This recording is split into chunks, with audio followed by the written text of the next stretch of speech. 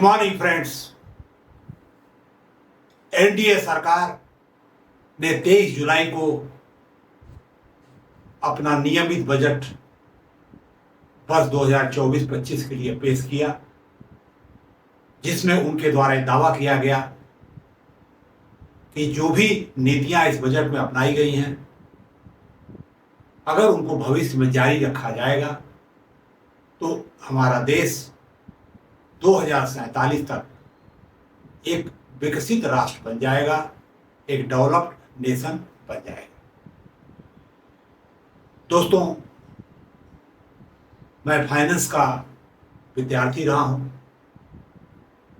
इस विषय में मैंने काफी लंबा काम किया है, सरकारी क्षेत्र में भी और लोक उद्योग में भी। इस बजट के आने के पहले मैं एक वीडियो लेकर हाजिर हुआ था कि एक हैप्पी इंडिया के लिए, एक खुशहाल भारत के लिए जो बजट आए उसमें क्या होना चाहिए। मोटा मोटा बात हमने किया था और मैं इस इंतजार में था कि बजट पेश हो और फिर उसको देखूं कि इसमें क्या आया है क्या नहीं आया है, फिर उसको चर्चा की जाए। दोस्तों, फिर बजट के बाद मैंने एक डिटेल एनालिसिस किया उसका और एक लंबा वीडियो लेकर हाजिर हुआ, लेकिन उसमें भी कुछ चीज़ों पे ही चर्चा हो पाई क्योंकि काफ़ी चीज़ें कवर करनी थी। और मैंने कंक्लूजन के तौर पे उसमें कहा कि इस बजट में जो भी पॉलिसी लाई गई है वो हिंदुस्तान को एक विकसित राष्ट्र नहीं बना पाएगी। हालांकि मेरा मतभेद है उन लोगों के साथ जो जीडीपी के ग्रोथ रेट को ही विकास का एक मापदंड मानते हैं और उसके रेट को लेकर के चर्चा करते रहते हैं, बिना इस बात का ध्यान दिए हुए कि इस देश में जो इकोनॉमिक इनइक्वालिटी है, जो आर्थिक विषमता है, जो 1% लोगों के पास 53% से ज़्यादा प्रॉपर्टी है और नीचे के 50% के पास 4% भी नहीं है, उनके ऊपर क्या असर पड़ने वाला है। क्या एक्सप्रेसवे बना देना, बड़ी बड़ी बिल्डिंग बना देना, स्मार्ट सिटी बना देना ही विकास का मापदंड है? मेरा ये मानना है कि हिंदुस्तान को, हमारे देश को एक खुशहाल देश होना चाहिए, वो हमारा उद्देश्य होना चाहिए, न कि विकसित भारत हमारा उद्देश्य होना चाहिए, क्योंकि ये बहुत ही कंफ्यूजिंग और कंट्रोवर्शियल शब्द है। दोस्तों, उस वीडियो में मैंने कुछ चीज़ों पर चर्चा की थी बहुत संक्षेप में। 3 चीजें हमारे सामने आई थी कि सेंट्रल गवर्नमेंट 48 लाख करोड़ का बजट लेकर आई है और उसमें से जो टैक्स मनी है उसमें से काफ़ी पैसा स्टेट्स को ट्रांसफ़र होता है। उसको अगर ध्यान में रखें और स्टेट बजट को ध्यान में रखें तो कुल मिला करके इस साल हम लोग 100 लाख करोड़ के करीब खर्च करेंगे, पूंजीगत और राजस्व व्यय मिलाकर। और हमने बताया था कि हमारा जो जीडीपी है टोटल इंडिया का वो 293 लाख करोड़ है। इसका ये मतलब नहीं है कि ये केवल सरकारी खर्च का नतीजा है, प्राइवेट सेक्टर भी काफ़ी खर्च करता है हर साल। अगर हम मान लें कि 100 लाख करोड़ प्राइवेट सेक्टर भी कर रहा है, जितनी सरकार कर रही है कम से कम उतना तो कर ही रहा है, तो पूरे साल का खर्चा 200 लाख करोड़ हुआ। तो अगर 200 लाख करोड़ खर्च करके 300 लाख करोड़ भी ना मिले तो ये कहा जाएगा कि जो कैपिटल लग रहा है, जो खर्च हो रहा है, उसकी उत्पादकता काफ़ी कम है, उसकी प्रोडक्टिविटी काफ़ी लो है, जिसको बेहतर बनाने की जरूरत है। तो मैंने अगला जो वीडियो मैं लेके आया इस सीरीज में, उसमें मैंने इस बात पर जोर दिया कि काफ़ी रिसोर्सेज फंड का मिसयूज किया जा रहा है, जिसकी वजह से प्रोडक्टिविटी लो है। और मैंने ये सवाल उठाया था कि हमको टैक्स देना चाहिए या टैक्स नहीं देना चाहिए। उसके बाद 2 बहुत इंपॉर्टेंट कॉन्सेप्ट थे जिसको संक्षेप में हमने बताया था, लेकिन डिटेल में बताने की मांग थी। तो अगला जो वीडियो लेकर मैं हाजिर हुआ आपके सामने, वो जीरो बेस बजट सिस्टम के ऊपर मैंने चर्चा की, जिसको शून्य आधारित बजट बोलते हैं। और एक दूसरा भी कॉन्सेप्ट पर हमने चर्चा की, वो है परफॉर्मेंस बजट सिस्टम, यानी परिणाम आधारित बजटिंग। दोस्तों, उम्मीद है कि आपने पीछे के ये सारे वीडियो हमारे देखे होंगे। अगर वो वीडियो आप देख लेते हैं तो आज का वीडियो भी आपके समझ में आएगा, क्योंकि आज का वीडियो भी हमारा मदर वीडियो होने जा रहा है और ये आखिरी वीडियो है बजट सीरीज का। इसमें हम पूरा एक समेकित रूप में आपके साथ चर्चा करेंगे। मैं आपसे ये बात करने जा रहा हूं कि अगर 2047 तक हमारे देश को एक खुशहाल राष्ट्र बनना है, विकसित राष्ट्र होने के साथ साथ, तो जो भी बजट भविष्य में आने वाले हैं उसका क्या एजेंडा होना चाहिए, क्या परफॉर्मेंस टारगेट्स होने चाहिए, क्या स्ट्रेटजी या रणनीतियां होनी चाहिए, इस पर मैं डिटेल में चर्चा करने जा रहा हूं। इसलिए मैं आपसे उम्मीद करूंगा कि आप इस वीडियो को आखिर तक देखेंगे और कमेंट करके हमको जरूर बताएंगे कि आपका क्या सोचना है, क्या अच्छा लगा, क्या बुरा लगा।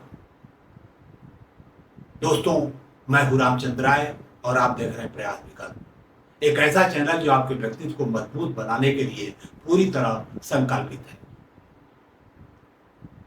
दोस्तों, इसके पहले कि आज के इस कंक्लूडिंग वीडियो को मैं स्टार्ट करूं, चर्चा आरंभ करूं, मैं आपसे कुछ चीजें शेयर करूंगा। अगर आप हमारा लाइव सेशन अटेंड करना चाहते हैं तो आप डिस्क्रिप्शन बॉक्स में जाइए, आपको 2 लिंक मिल जाएंगे।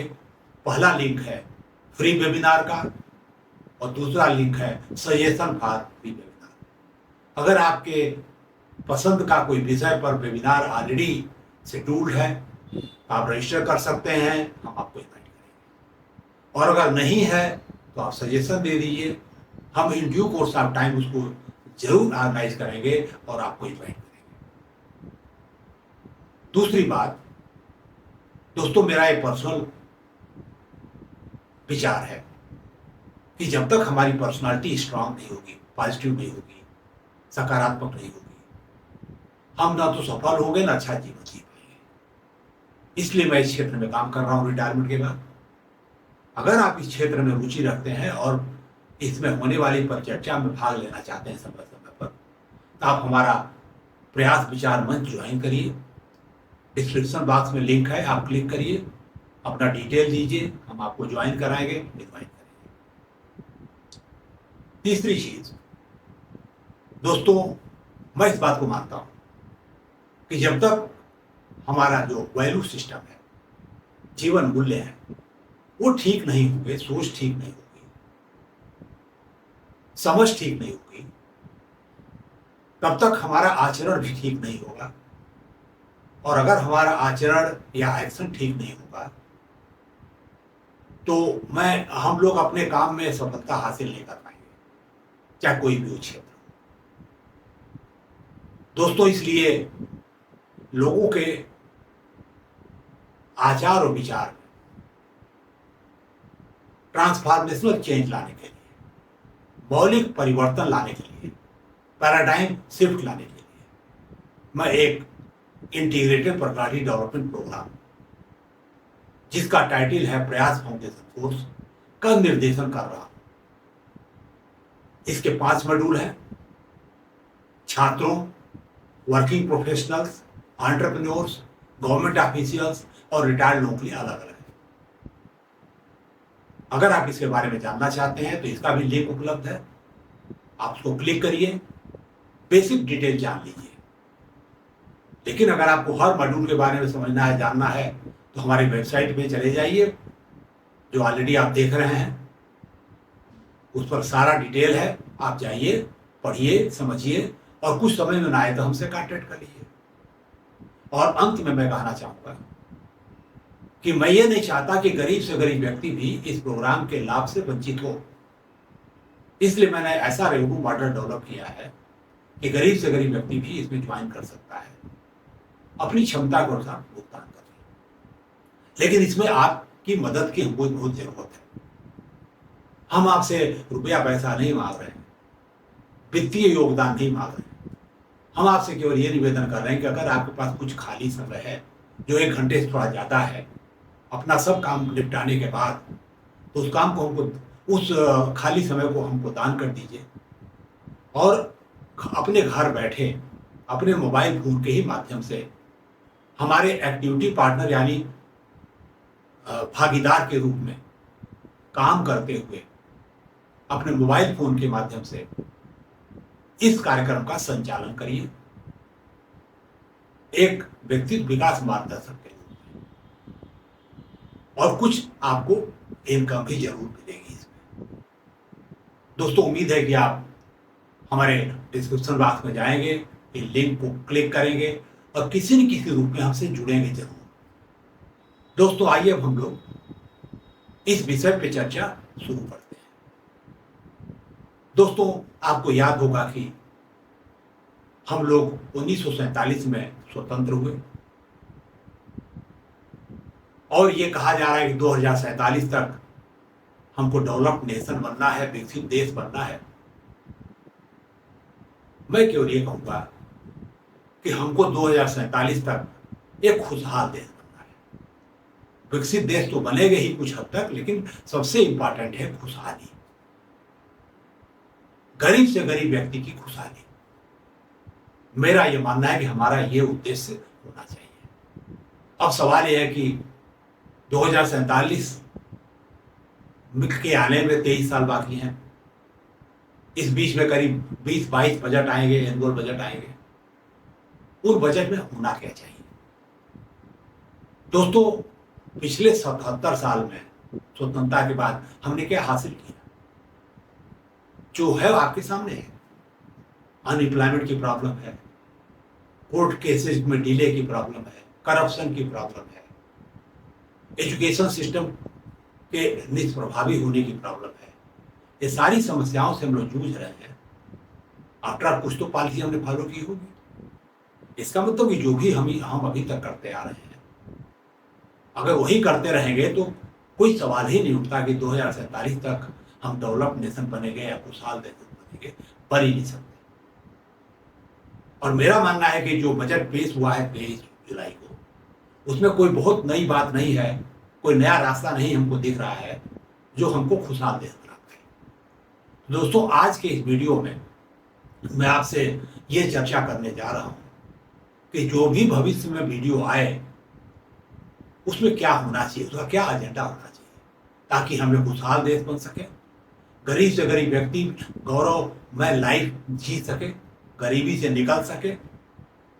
मैं गरीबी अमीरी के बीच में लड़ाई नहीं करना चाहता, लेकिन मैं ये चाहता हूं कि जो विषमता है थोड़ी कम हो, नीचे के लोगों का जीवन सुधरे।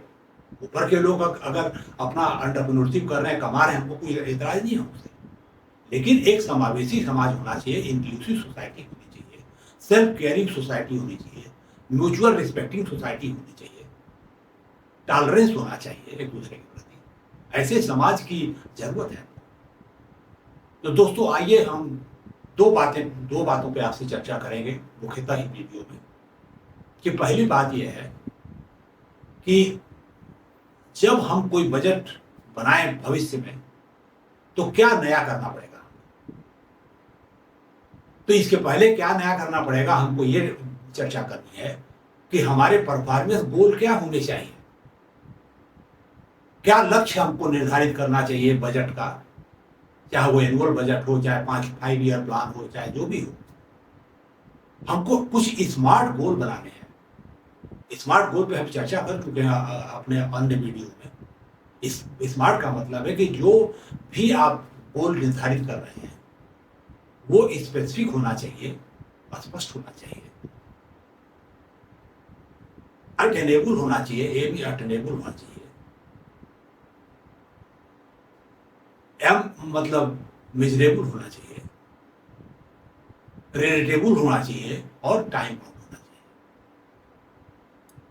तो मैं कुछ लक्ष्य आपके सामने रख रहा हूं, जिससे अगर आप सहमत हो तो कमेंट करके बताइए। पहली चीज, यूनिवर्सल फ्री एजुकेशन सरकार को देना चाहिए। दूसरी चीज, free quality health service cover सबको मिलना चाहिए बिना किसी भेदभाव के। तीसरी चीज, कोर्ट के जो जजमेंट हैं, जो मुकदमे लंबित हैं कोर्टों में, उनका अधिकतम 3 वर्ष के अंदर फैसला आना चाहिए। कैसे आएगा ये बात हम चर्चा करेंगे। उसके बाद एक reliable, dependable, efficient public transport system develop होना चाहिए, चाहे वो रेल हो, चाहे रोड हो, चाहे कुछ भी। अगली चीज जो है, जो आज एनर्जी सिनारियो है देश का, हमको 100% स्टैंड बाई सोलर और अन्य रिन्यूएबल एनर्जी सोर्स को डेवलप करना चाहिए और थर्मल पावर को मिनिमाइज करना है, ताकि पोल्यूशन पे हम कंट्रोल कर पाए और स्केल ऑफ इकोनॉमी के कारण सोलर जो एनर्जी कास्ट है उसको कम कर पाए। न्यूक्लियर पावर प्लांट को डिस्करेज करने की जरूरत है, जो इस बजट में प्रमोट करने की बात कही गई है, इससे मैं सहमत नहीं हूं। इसमें खतरा है, पर एक लोगों के जीवन के लिए खतरा पैदा हो सकता है अगर ठीक से इसको सेफली हम ऑपरेट नहीं कर पाए। अगला जो है, हमको ग्रीन कवर बढ़ाना है। हर साल 36 करोड़ या इतने करोड़ जो पेड़ लग रहे हैं, वो फर्जीनामे की बात मैं नहीं कर रहा हूं। हर शहर के आसपास, हर एक इलाके में फॉरेस्ट पार्सल्स डेवलप किए जाने चाहिए, लैंड पार्सल्स जो डेंस होने चाहिए, काफी इफेक्टिव होने चाहिए। और उसके अलावा वृक्षारोपण होना चाहिए जगह जगह पे, ताकि लोगों को छाया मिले, फल मिले, तमाम चीजें मिले। तो ग्रीन कवर को सब्सटेंशियली बढ़ाने की जरूरत है और इसका स्पेसिफिक टारगेट और मॉनिटरिंग होनी चाहिए। अगला जो है, हमको जो कल्टीवेशन है, फार्मिंग है, वो कंप्लीटली ऑर्गेनिक करनी पड़ेगी और हीट रेजिस्टेंस क्रॉप को डेवलप करना पड़ेगा, जो ये बजट बोल रहा है। कहां तक करेगा ये तो बात की बात है। ऑर्गेनिक फार्मिंग बहुत कम बजट दिया गया है, इसको बढ़ाने की जरूरत है और फर्टिलाइजर सब्सिडी को खत्म करने की जरूरत है, तभी लोग फार्मिंग की तरफ जाएंगे। और सॉइल को मजबूत करने की जरूरत है नेचुरल तरीके से, ताकि पैदावार पे बहुत एडवर्स इफेक्ट हमारे ना आए। दूसरी बात यह है कि हमको इस बात का ध्यान देना है कि जो हमारी ब्यूरोक्रेसी है वो करप्शन फ्री होनी चाहिए। आज 14% बजट का खर्चा हम ब्यूरोक्रेसी पे करते हैं, लेकिन वो करप्शन की वजह से हर साल 10 लाख करोड़ से ज्यादा का लीकेज कराती है बजट के पैसे से, और ऊपर से लेती है वो अलग। किसी ब्यूरोक्रेट को आप देख लीजिए, 1 घर, 2 घर, 10 घर ऐसे बना हुआ है, कोई फर्क नहीं पड़ता। दूसरी बात, हमको ये देखना है कि हमारे जो शहर है रहने लायक होने चाहिए, प्रॉपर सड़क, सफाई, पोल्यूशन कंट्रोल, ट्रांसपोर्ट, सब कुछ उसके अंदर होना चाहिए। फ्लडिंग नहीं होनी चाहिए और साथ ही साथ हमको गांव को भी डेवलप करना है और लोकल एम्प्लॉयमेंट प्रोवाइड करना है, माइक्रो और स्मॉल और मीडियम इंडस्ट्रीज के माध्यम से। और हमको ये प्लान करके चलना है कि हमको 0 अनएम्प्लॉयमेंट स्टेटस प्राप्त करना है। हर व्यक्ति जो काम करने लायक है उसको कोई न कोई काम मिलना चाहिए, चाहे नौकरी हो, चाहे सेल्फ एम्प्लॉयमेंट हो, चाहे जो भी। दूसरी बात, हमारी जितनी भी नदियां हैं सबका पानी स्वच्छ होना चाहिए, नहाने योग्य होना चाहिए। केवल नमामि गंगे से काम नहीं चलेगा, इसको धार्मिक रूप देने की जरूरत नहीं है। हर नदी इंपॉर्टेंट है हमारे लिए और सरकार का फर्ज है कि हर नदी को मेंटेन करे, साफ रखे। सेलेक्टिव इन्वेस्टमेंट करने की जरूरत नहीं है। ये एक यूनिवर्सल हमारा ऑब्जेक्टिव होना चाहिए। अगला है कि हमको सब लोगों को स्वच्छ ड्रिंकिंग वाटर देना, पेयजल की उपलब्धि करानी है, पाइप्ड वाटर जैसे भी है। आज तो शहर में भी पूरी जगह नहीं मिल पा रहा है, देहात की बात छोड़ दीजिए, सरकार काम कर रही है, लेकिन उसके इफेक्टिवनेस को चेक करने के लिए। इसके बाद जो एयर पोल्यूशन को कंट्रोल करने की जरूरत है, जैसा हमने बोला कि पब्लिक ट्रांसपोर्ट सिस्टम डेवलप करिए, जो ही सोर्सेज ऑफ पोल्यूशन को कंट्रोल करिए जहां तक हो सके, और ये कोशिश करिए कि हर शहर का एयर क्वालिटी इंडेक्स 50 या उससे नीचे ही रहे, जो कि आज 200, 250, 300, 400, 500 तक जाता है। रहने लायक नहीं होते हैं साहब। अगली चीज है कि किसी भी बजट में रेवेन्यू डेफिसिट होना ही नहीं चाहिए, रेवेन्यू सरप्लस होना चाहिए। कम से कम जो रेवेन्यू खर्च हो रहा है उससे रेवेन्यू जो इनकम आ रही है उससे ज्यादा आनी चाहिए। ये इनएफिशिएंट बजटिंग का नतीजा है। और दोस्तों, जैसा कि हमने बोला कि बजट को हमेशा प्रोडक्टिव होना चाहिए, कैपिटल प्रोडक्टिविटी सब्सटेंशियली इंप्रूव होनी चाहिए। तो ये सारे जो हमने गोल्स आपको बताए हैं, उसको हर बजट में स्पेसिफिक टारगेट देना है आपको, उसके अनुसार आपको बजट डेवलप करना है। अब ये काम कैसे होगा, क्या स्ट्रेटजी अपनाएंगे, इस पर हम इसके बाद आपसे चर्चा करेंगे। दोस्तों, जहां तक रणनीतियों यानी स्ट्रेटजीज का सवाल है कि जो भी हमने लक्ष्य आपको बताए हैं भविष्य के बजट का, उसको कैसे हम हासिल करेंगे, क्या रणनीतियां अपनानी पड़ेगी। दोस्तों, पहली बात हमको यह करना है कि जो भी बजट हम बनाएं उसको परफॉर्मेंस बजट के प्रिंसिपल को बनाना पड़ेगा, परिणाम आधारित बजट सिस्टम हमको अपनाना पड़ेगा एक रणनीति के रूप। और तमाम जो परफॉर्मेंस टारगेट्स हैं वो हमको पहले से सेट करना पड़ेगा उन क्षेत्र में जिसकी बात हमने आपसे अभी जस्ट इसके पहले किया है। पहला काम तो ये करना पड़ेगा। दूसरी चीज, जब आप उस गोल को प्राप्त करने के लिए इस बजट एस्टिमेट तैयार करें,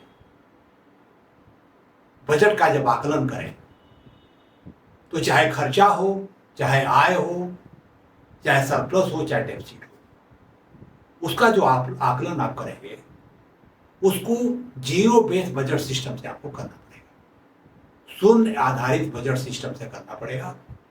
यानी हर एक्टिविटी को आपको एग्जामिन करना पड़ेगा, उसको करना है, नहीं करना है, किस तरीके से करना है, कहां तक करना है, ये सब करने के बाद ही आप बजट एस्टिमेट तैयार करेंगे उस परफॉर्मेंस टारगेट को ध्यान में रखकर। दूसरी चीज ये हो गई। तीसरी चीज आपको जो करना है कि चूंकि सरकार का मुख्य आय का जो स्रोत है वो टैक्स होता है, तो आपको टैक्स सिस्टम को काफी जीरो बेस रिव्यू करना पड़ेगा। हर टैक्स के आइटम को एग्जामिन करना पड़ेगा कि क्या ये टैक्स अपना पर्पस पूरा कर रहा है कि नहीं, इसका कवरेज सही है कि नहीं, क्या कुछ लीकेज तो उसके अंदर नहीं हो रही है। तो पूरे टैक्स सिस्टम को आपको रिव्यू करना है, रेशनलाइज करना है और उसको ब्रॉड बेस बनाना है। दोस्तों, आज 7 लाख तक की आपकी इनकम अगर है पर्सनल, तो नए सिस्टम में आपको कोई टैक्स नहीं देना है। इसका मतलब कि अगर हम देखें 7 लाख को अगर मान के चले, तो करीब मान लीजिए कि अगर 60,000 रुपये महीने की आपकी इनकम है, तो पूरे साल में करीब 7 लाख आप कमा लोगे।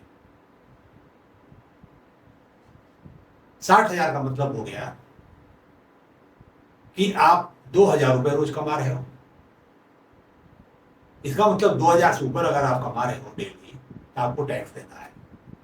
लेकिन एक चार्ट वाला जो बैठा है, तो रोज जो 5,000, 10,000, 20,000 कमा रहा है, 1 पैसा टैक्स नहीं देता है। और ये उसी के साथ नहीं है, तमाम दुकान वाले हैं छोटे, दुनिया भर के कोई टैक्स नहीं देते हैं। 2,000 से ज्यादा सभी पर डे कमा लेते हैं। तो हमको ऐसा सिस्टम डिवाइस करना पड़ेगा, चाहे वो ट्रांजेक्शन टैक्स हो, चाहे फॉर्मलाइजेशन हो, चाहे जो भी हो, कि हर व्यक्ति कुछ न कुछ टैक्स दे। आज जीएसटी जब से लागू हुआ है, गरीब से गरीब व्यक्ति भी जीएसटी दे रहा है। अगर वो जीएसटी लागू हो, जो भी आइटम वो खरीद रहा है या कंज्यूम कर रहा है, 50% नीचे के लोग जिनके पास खाने तक की व्यवस्था नहीं है, जिनके पास 4% भी प्रॉपर्टी नहीं है, 60% जीएसटी पे कर रहे हैं। तो एक्सपेंडिचर टैक्स में तो आपने लगा दिया, इनकम साइड को भी आपको सोचना है कि कैसे हम इसको लागू करें ताकि कोई लीकेज इसमें ना हो। दूसरा मैं आपको उदाहरण दूंगा, हाउस टैक्स। हाउस टैक्स कितना लगता है? 2 करोड़ का अगर मकान है तो ही 1000 रुपए टैक्स लगता है साल का। तो ये सोचने की बात है कि क्या इतना कम टैक्स दे करके आप उम्मीद करते हो कि नगर निगम या जो लोकल बॉडी आपको सारी सुविधाएं दे पाएगा? उसके पैसे की कमी है उसके पास। तो इन सारी चीजों का रिव्यू करके हर टैक्स सिस्टम को थोड़ा रेशनलाइज करने की जरूरत है ताकि गवर्नमेंट को भी पैसे मिले। बिना पैसे के सरकार काम नहीं कर सकती। तो टैक्स सिस्टम पे आपको काम करना पड़ेगा, टैक्स को रिवाइज करना पड़ेगा, अपडेट करना पड़ेगा, ब्रॉड बेस बनाना पड़ेगा। ये तीसरी इंपॉर्टेंट चीज है। चौथी चीज जो है, कोई भी एकेडमिक क्षेत्र हो, कोई भी विषय हो, एडमिशन तब तक नहीं मिलना चाहिए जब तक आपका पर्सनालिटी चेक ना हो जाए, आपके एप्टीट्यूड और इंटरेस्ट का पता न चल जाए। अदरवाइज आप पूरे जीवन गलत चीज पढ़ोगे, गलत काम करोगे। तो ये कंपलसरी होना चाहिए। पहले आप पर्सनालिटी टेस्ट करा लीजिए, आपका एप्टीट्यूड क्लियर हो जाए कि कहाँ कहाँ आप किसके लिए आप बने हो। कुछ ऑप्शन आप सामने आएंगे, उसमें से आप सिलेक्ट कर सकते हो। आंख बंद करके जो आप चाहो आपको नहीं मिलना चाहिए, कि आपके नंबर कितने ज्यादा हो या कितने कम हो। यही बात जॉब पे भी लागू होनी चाहिए। जॉब देने के पहले आपकी पर्सनालिटी को समझा जाए और ये देखा जाए कि आप उसके लिए बने हो या नहीं बने हो, तब आपको नौकरी मिलनी चाहिए। यहां मैं एक चीज कहना चाहूंगा कि जो भी एजुकेशनल सिस्टम है उसका एक प्राइम उद्देश्य होना चाहिए कि अपने जो स्टूडेंट्स हैं उनका इमोशनल और स्पिरिचुअल क्वोशेंट को इंप्रूव करें। इमोशनली वो इंटेलिजेंट हो, स्पिरिचुअली वो अवेयर हो, क्या गलत है, क्या सही है, क्या उचित है, क्या अनुचित है, क्या डिजायरेबल है, क्या अनडिजायरेबल है, इनका उनको आइडिया होना चाहिए। उनको बार बार हैमर आउट किया जाना चाहिए कि आप गलत काम नहीं करोगे, क्योंकि यही लोग जाके गलत काम करते हैं। जिस व्यक्ति का स्पिरिचुअल क्वोशेंट यानी एसक्यू लो है, वो अगर अफसर बनेगा तो महाकरप्ट अफसर बनेगा, एंटरप्रेन्योर बनेगा तो भी बेईमानी करेगा, जहां जाएगा लोगों को परेशान करेगा। और अगर आदमी इमोशनली इंटेलिजेंट नहीं है तो बात बात में डिस्प्यूट पैदा करेगा, झगड़ा झंझट करेगा। आज करोड़ों करोड़ों मुकदमे क्यों फंस रहे हैं? इसलिए फंस रहे हैं कि लोगों की पर्सनालिटी में भयंकर डिफेक्ट है, जिसकी वजह से ये सारी प्रॉब्लम पैदा हो रही है, पैसा बर्बाद हो रहा है। तो एजुकेशन सिस्टम का ये काम है कि लोगों के पर्सनालिटी के जो डिफेक्ट्स हैं उसको अलग से कोर्स चला के दूर किया जाए। एक अलग इसके पर फोकस की जरूरत है। विषय ज्ञान आप दीजिए वो अलग बात है, और पैडागॉगी भी चेंज करने की जरूरत है, जैसा कि हमने जीरो बेस्ड बजट वाले वीडियो में आपको बताया है। अगला जो आपको काम करना है वो ये है कि मेरिट को आपको तवज्जो देना है, प्रतिभा को आपका आदर करना पड़ेगा। हालांकि आरक्षण बहुत सेंसिटिव सब्जेक्ट है, लेकिन मैं कहना चाहूंगा कि इसका लाभ ज्यादा से ज्यादा लोगों को मिलना चाहिए, ऐसा सिस्टम बने। अभी सुप्रीम कोर्ट ने निर्णय लिया, उसको लेकर तमाम डिबेट हो रहा है, लोग कुछ खिलाफत कर रहे हैं, कुछ उसका फेवर कर रहे हैं। मैं उसकी बात नहीं करना चाहता हूं। मेरा ये कहना है कि इस देश के हर व्यक्ति को, चाहे किसी भी कास्ट का हो, किसी भी इकोनॉमिक स्टेटस का हो, उसको सही अवसर देने की जरूरत है, चाहे एजुकेशन हो चाहे अन्य जगह पे। इसमें व्यक्तिगत स्वार्थ की बात नहीं होनी चाहिए। अगर आप आरक्षण को ठीक से लागू करेंगे, उसकी भावना को समझेंगे, केवल लीगलिटी में नहीं जाएंगे, कॉन्स्टिट्यूशन में क्या लिखा है क्या नहीं, उसके मूल भावना में जाएंगे, तो ज्यादा से ज्यादा लोगों का भला कर पाओगे, पूरा देश आगे बढ़ पाएगा। तो जब तक हम मेरिट को तवज्जो नहीं देंगे, तब तक न हम खुशहाल देश बनेंगे, न तो हम डेवलप नेशन बन पाएंगे। अगली चीज जो है कि आपको अपने लोगों को, एजुकेशन सिस्टम की जिम्मेदारी है कि मार्केट की डिमांड को पूरा करें, जिनको निकाल रहा है उसके अंदर वो कैपेबिलिटी होनी चाहिए, स्किल उनके अंदर होनी चाहिए, लेकिन साथ में उनका ईक्यू और एसक्यू अगर स्ट्रांग नहीं होगा तो वो सारा बेकार होगा। उसकी बात मैं नहीं कर रहा हूं, लेकिन जो रेलेवेंट स्किल है वो डेवलप होनी चाहिए। एग्रीकल्चर के लिए किस तरह के लोगों की जरूरत है, हार्टिकल्चर के लिए किस लोगों की जरूरत है, डेयरी के लिए क्या जरूरत है, तो हार्टिकल्चर, एग्रीकल्चर, एलाइड एक्टिविटीज के लिए एक स्पेशल तरह का वर्कफोर्स डेवलप होनी चाहिए, जो न केवल हिंदुस्तान में काम करे बल्कि विदेशों में जाके उनको जरूरत हो तो उनकी मदद करे और वहां से पैसा कमा के देश को भेजेगी। यही हाथ सॉरी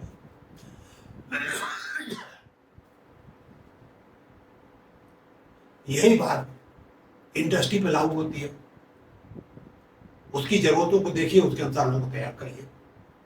यही बात सर्विस इंडस्ट्री पे लागू होती है। तो हमको जो भी मैन पावर तैयार करना है, इनकी जरूरत को देख के तैयार करना है।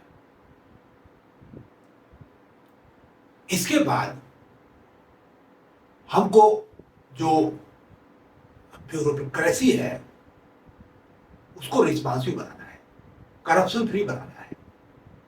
इसलिए जो डिसिप्लिन रूल्स हैं उनको स्ट्रिक्टली फॉलो होना चाहिए। इसमें मैंने एक किताब लिखी हुई है, लोक सेवक अनुशासन प्रबंधन कला करके, हिंदी में किताब है। मैं आपको गारंटी देता हूं कि अगर आप उस किताब में जो भी लिखा है उसको फॉलो करिए, सही चार्जशीट बना दीजिए, सही तरीके से केस को हैंडल कर लीजिए, तो आप किसी भी सरकारी कर्मचारी को उसके किए गए भ्रष्टाचार के कारण नौकरी से हमेशा हमेशा के निकाल सकते हो, बर्खास्त कर सकते हो, और वो किसी भी कोर्ट से जीत के वापस नहीं आ पाएगा। तो हमको जरूरत है कि ब्यूरोक्रेसी पे कंट्रोल करें, उसको रिस्पॉन्सिव बना, वो अपना रोल ठीक से प्ले करे। अगली जो जरूरत है वो ये है कि चूंकि जुडिशरी को 3 वर्ष के अंदर फैसला देने का टारगेट हमने लिखा है, इसलिए जरूरत है कि आपको रिटायर्ड लोगों को री एंगेज करिए, 70 साल की उम्र तक उनका इस्तेमाल करिए, लीज पे एकोमोडेशन लीजिए, कोर्ट की क्षमता बढ़ाइए, और 5 साल से ज्यादा जो भी पेंडिंग केसेज हैं उनका गहन रिव्यू करिए, उनको 1 साल के अंदर निपटाइए वार फुटिंग पे। फिर और कोर्ट को दिखे, जिससे धीरे धीरे पेंडेंसी हमारी इंप्रूव करे और हम अपना target in due course follow कर सकें। अगली चीज ये है कि हमको जो भी प्रोसेसेज है जुडिशरी के उनको रिव्यू करना पड़ेगा, उनको फास्ट ट्रैक करना पड़ेगा, और तारीख पे तारीख का कल्चर खत्म करना पड़ेगा, तभी हम इस टारगेट को अचीव कर पाएंगे। अगला जो बड़ा सेंसिटिव मुद्दा है जो मैं आपसे बात करूंगा, पॉलिटिकल रिफॉर्म। पहली बात, जो भी इलेक्शन है स्टेट फंडेड होने चाहिए। आप करप्शन रोक नहीं सकते, क्योंकि ब्यूरोक्रेसी, ठेकेदार और पॉलिटिकल क्लास तीनों जब मिलते हैं तो करप्शन होता है, और सरकारी पैसे का दुरुपयोग होता है, पर्सनल इंट्रीचमेंट होता है, और हर पॉलिटिकल पार्टी को पैसा चाहिए इलेक्शन के लिए, वो कहां से पाएगी? एक एमपी के इलेक्शन में 25 करोड़ 30 करोड़ खर्च होता है, वो कहां से लाएगा? तो एक करप्शन की साइकिल है, अगर उसको ब्रेक करना है तो आपको स्टेट फंडिंग ऑफ इलेक्शन करना ही पड़ेगा। दूसरी चीज, एक मतदाता के रूप में आपको ऑनेस्ट और कॉम्पिटेंट लोगों को अपना रिप्रेजेंटेटिव बनाना है, न कि जाति, धर्म और क्षेत्र देख के बनाना है। और तीसरी चीज, राइट टू रिकॉल आना चाहिए। जो जनप्रतिनिधि ठीक से काम नहीं कर रहा तो रिकॉल करिए, दूसरे को चुन के भेजिए। तो ये 3 इंपॉर्टेंट रिफॉर्म होने चाहिए पॉलिटिकल सिस्टम में, ताकि जो पॉलिटिकल ब्यूरोक्रेसी वो भी रिस्पॉन्सिव बने, परमानेंट ब्यूरोक्रेसी भी रिस्पॉन्सिव बने, और करप्शन पे हम कंट्रोल कर पाए, ताकि हर साल हम कम से कम 10 लाख करोड़ बचा सकें। और अगर हम जीरो बेस बजट और परफॉर्मेंस बजट लागू कर देते हैं तो हमने पहले के वीडियो में दावा किया है कि 25% सेविंग मिनिमम हम कर पाएंगे, 25 लाख करोड़ हर साल। आप इमेजिन करिए कि इस पैसे का उपयोग आप जहां चाहे वहां कर लीजिए, जो भी हमने टारगेट आपको बताया है, आपको रिजल्ट मिलेगा। एक अगला जो मुद्दा है, इंस्पेक्टर राज। कोई इंडस्ट्री आप बैठाना चाहिए, इतने ज्यादा इंस्पेक्टर्स हैं, इतने रूल्स बनाए गए हैं, इतने कॉम्प्लिकेशंस हैं कि आप परेशान हो जाते हैं कंप्लायंस करते करते। तो इसको सरलीकरण करने की जरूरत है, इसको मिनिमाइज करने की जरूरत है, एंटरप्रेन्योरशिप को इंगेज करने की जरूरत है, उसको इनकरेज करना चाहिए, उसको फ्री हैंड देना चाहिए अपना काम करने के लिए। तो जो भी जिनके अंदर एंटरप्रेन्योरियल क्वालिटी है, वो लोग कमाल करेंगे, देश के इकोनॉमी को आगे बढ़ाएंगे, ज्यादा से ज्यादा लोगों को नौकरी मिलेगी और सबके जीवन में खुशहाली आएगी। दोस्तों, सबसे बड़ी बात यह है कि जो कैपिटल की प्रोडक्टिविटी है, जो इसमें काफी लो है, वो अपने आप सुधर जाएगी अगर ये सारे स्टेप हम लोग लेते हैं। और सबसे बड़ी बात है कि अगर देश की सीमाएं सुरक्षित नहीं है, देश की सीमाएं शांत नहीं है, तो इकोनॉमिक डेवलपमेंट करना पॉसिबल नहीं है। काफी पैसा आपका डिफेंस में चला जाएगा। इसलिए एक सिंसियर एफर्ट होना चाहिए कि जो भी अपने पड़ोसी देश हैं, उनके साथ हमको जहां तक संभव हो अच्छे संबंध बनाने की कोशिश करनी चाहिए। गिव एंड टेक की भावना से डिफरेंट मुद्दों को सॉल्व करने की कोशिश करनी चाहिए। दूसरों के मामले को बहुत संवेदनशील तरीके से हैंडल करना चाहिए, ताकि हम एक रिस्पॉन्सिबल पड़ोसी के रूप में काम करें। उनको आप मदद करिए, वो आपकी मदद करें, और सब लोग एक साथ ग्रो करें। सभी राष्ट्रों को ग्रो करना चाहिए, सबको एक दूसरे की जरूरत होती है। तो दोस्तों, मेरा ये मानना है कि अगर जो हमने आपको स्मार्ट गोल बताए हैं और जो उसका तरीका बताया है, अगर वो फॉलो किया जाता है आगे आने वाले बजटों में, तो मेरा विश्वास है कि हिंदुस्तान 2047 के पहले ही एक खुशहाल देश बन जाएगा, एक डेवलप्ड नेशन बन जाएगा। उस अर्थ में नहीं जिस अर्थ में आप अमेरिका और यूके को देखते हो। मैं खुशहाली के इंडेक्स की बात कर रहा हूं, जिसमें भूटान काफी चर्चित देश है। हम चाहते हैं कि हम उस मापदंड को अपनाएं, ग्रास हैप्पीनेस इंडेक्स पर जाएं और अपने लोगों को खुशहाल बनाएं। और सरकार अगर हम चुनते हैं, तो सरकार की जिम्मेदारी है कि हमसे अगर टैक्स ले रही है तो हमको सही सर्विस दे। जैसा कि हमने आपको बताया है कि free education, free health, quick justice, ये सारी चीजें जिम्मेदारी है सरकार की। 5 साल बाद वोट लेने का कोई हक नहीं बनता है अगर वो हमको ये डिलीवरी नहीं हो रही है। दोस्तों, यही शब्दों के साथ मैं अपनी बात समाप्त करूंगा और आपसे दोबारा गुजारिश करूंगा कि जो भी हमारे वीडियो है बजट के ऊपर, उसको आप एक बार जरूर देख लीजिए। आपको पूरा आइडिया हो जाएगा कि इस बजट में क्या अच्छा है, क्या बुरा है, क्या बदलना चाहिए, क्या नहीं बदलना चाहिए। और कमेंट करके हमको जरूर बताइए कि आपको हमारा ये जो प्रयास था वो कैसा लगा। 6 वीडियो में लेके आपके सामने आया, मेरा भी मनोबल बढ़ेगा। और एक बात आपसे कहूंगा कि हमेशा कोशिश करिए, अच्छा पढ़िए, देखिए और सुनिए, ताकि आपके अंदर अच्छी सोच आ जाए, आप बेहतर बने, आपका व्यक्तित्व बेहतर बने, आपकी पर्सनालिटी स्ट्रांग हो और आप जो करना चाहें उसमें सक्सेसफुल हो। और सबसे इंपॉर्टेंट है कि आपकी जो काया है वो निरोगी होनी चाहिए। आप मेंटली और फिजिकली फिट होने चाहिए, तभी आप कुछ कर पाओगे। अननेसेसरी मेडिकल का बिल भरने से कोई फायदा नहीं है गलत लाइफस्टाइल अपना के। इसलिए हेल्दी लाइफस्टाइल अपनाइए, एक्सरसाइज करिए, योगा करिए, मेडिटेशन करिए, हेल्दी डाइट लीजिए, अच्छी नींद लीजिए, तनाव से दूर रहिए, लोगों से मित्रता करिए, इमोशनली इंटेलिजेंट बनिए, स्पिरिचुअली इंटेलिजेंट बनिए, आप जरूर सफल होंगे। दोस्तों, हमें सुनने के लिए बहुत बहुत धन्यवाद।